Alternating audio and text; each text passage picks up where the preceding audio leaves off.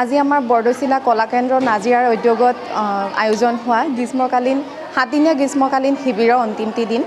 আজি আমি এই সপ্তাহত ছাত্ৰ ছাত্ৰীসকলে কি শিকিলে তাৰ এটা সৰুকৈ অনুষ্ঠান আমি আয়োজন কৰিছিলোঁ। তাতে তেওঁলোকে পৰিৱেশন কৰিলে, যথেষ্ট ভাল লাগিলে।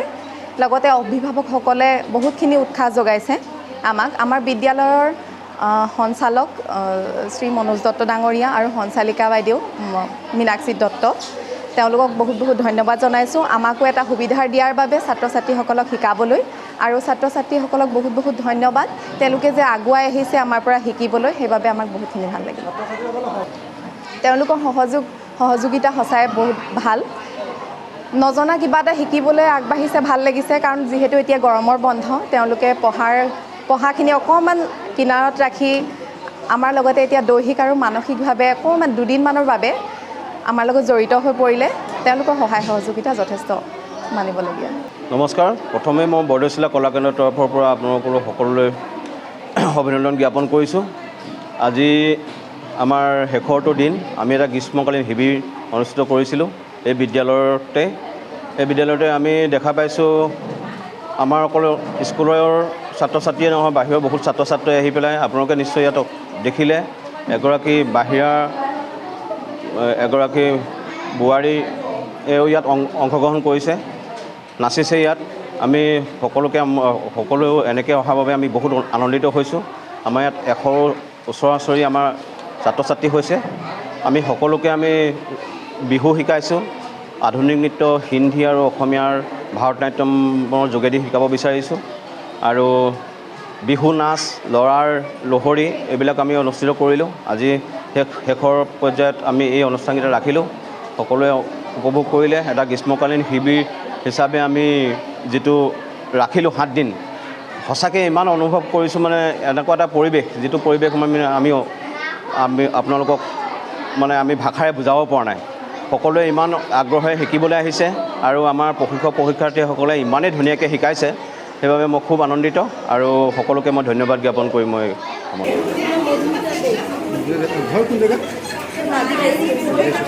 কেনেকুৱা লাগিলে ছাত্ৰ ছাত্ৰীৰ লগত কৰ্মশালা কৰি? কেনেকুৱা লাগিলে বিহুটো কিমান ভাল পায়?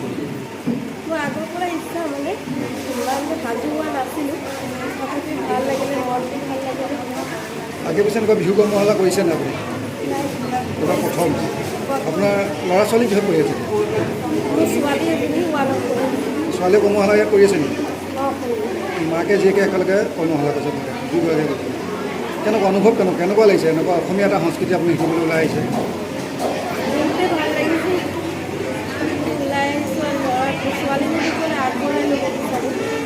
অনুষ্ঠান য'ত আমি পঢ়াৰ লগতে আমাৰ যিবিলাক দৈহিক আৰু মানসিকভাৱে আমি ছাত্ৰ ছাত্ৰীসকলক যেনেদৰে সবল কৰি ৰাখিব পাৰোঁ, তেওঁলোকে যিকোনো ক্ষেত্ৰত আগবাঢ়ি আহিছে, আমাৰ বিদ্যালয়ত অংশগ্ৰহণ কৰিছে।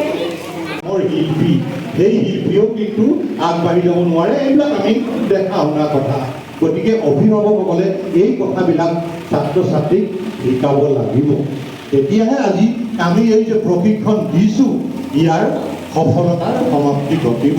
আমি এনেই আহিছোঁ, ইয়াত নাচিছোঁ, আমি এনে মুদ্ৰা এটা দিছোঁ, তেনেকৈ হ'লে নহ'ব। আমি সকলোবিলাক কথা জানিব লাগিব।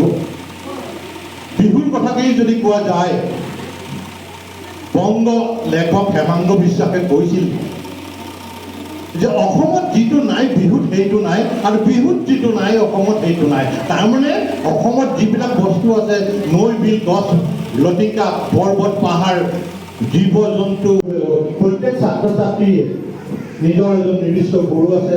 আমাৰো শিক্ষাগুৰুসকল আছিলে। আমি যেতিয়া ক্লাছত পঢ়ি থাকোঁ, এজন শিক্ষক যেতিয়া সোমাই আহে, আমি সকলো ছাত্ৰ ছাত্ৰীয়ে সুধি তেখেতক আমি সম্বৰ্ধনা জনাওঁ। ঠিক তেনেকৈ এতিয়া যিসকল ছাত্ৰ ছাত্ৰী আছে, আজি যে ইয়াত নৃত্য এটা বা গীত এটা প্ৰদৰ্শন কৰিবলৈ আহিব, তাৰ আগতে তেখেতলোকক কোনে শিকাইছে, যি গুৰু তেওঁলোকে উঠিব। ক্ষেত্ৰত ধুনীয়া সকলো জানে এই গোটেই বিষয়কেইটা গুৰুত্ব ঢোলৰ স্বৰবিলাক স্বৰ উৎপন্ন হৈছে। এই গোটেইকেইটা আমি সফলভাৱে আলোচনা কৰি এই বিষয়টি তেওঁলোকে সুন্দৰভাৱে আয়ত্ব কৰিব পাৰিছে বুলি মই ভাবিম। তোমালোকে প্ৰত্যেকেই সেই ক্ষেত্ৰত যদি কিবা আৰু অনন্ত কলিতা দেৱো আছে আমাৰ মাজত আৰু আমাৰ বিশেষকৈ মই ৰাধে বুলি কওঁ। আজিহে তেওঁৰ নামটো ভালকৈ মই গম পাইছোঁ। তেওঁক আমি ইয়াতে তোমালোকে ইমান দিন লহৰি শিকিলা। অংকুৰ গগৈদেৱে প্ৰশিক্ষক তেওঁ শিকালে। আজি তেওঁ সেই লহৰিটোকে ইমান ধুনীয়াকৈ নাচিব জানে। এতিয়া অনাগত দিনত ভৱিষ্যতে এইসকল শিক্ষাৰ্থীয়ে গৈ অন্য কাৰোবাক শিকাব লাগিব।